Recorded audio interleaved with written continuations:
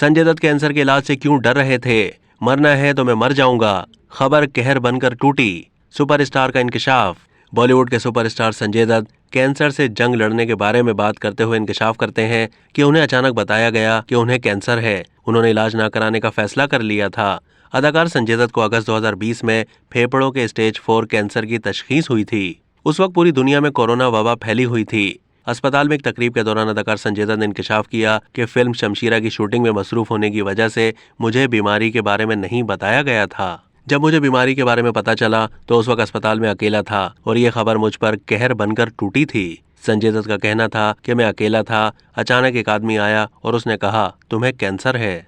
मेरा पहला रद्द-ए-अमल ये था कि एक बार जब आप ऐसा कुछ सुनते हैं तो आपकी पूरी जिंदगी आपकी तरफ झुक जाती है, क्योंकि मेरे खानदान में कैंसर की तारीख है। मेरी माँ का लबलबे के कैंसर के बाइस इंतकाल हुआ था।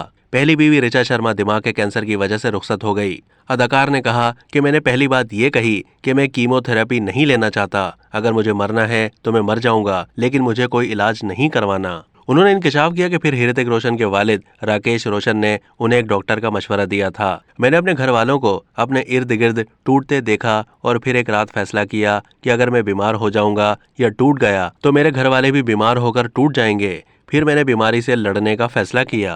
तकरीब में संजय दत्त ने यह भी बताया कि जब मैं सेहतियाब हो गया तो अपने कैंसर की तशखीस के बारे में दुनिया से छुपाना नहीं चाहता था। अगरचे बहुत से लोग इसे छुपाते हैं, मैंने अपना कैरियर दांव पर लगाकर भी इसके बारे में बात करने का फैसला किया ताकि जरूरतमंद लोगों की मदद कर सकूं। अब तक के लिए इतना ही। मजीद मालूमात के लिए डेली जंग के यूट्यूब चैनल को सब्सक्राइब कीजिए।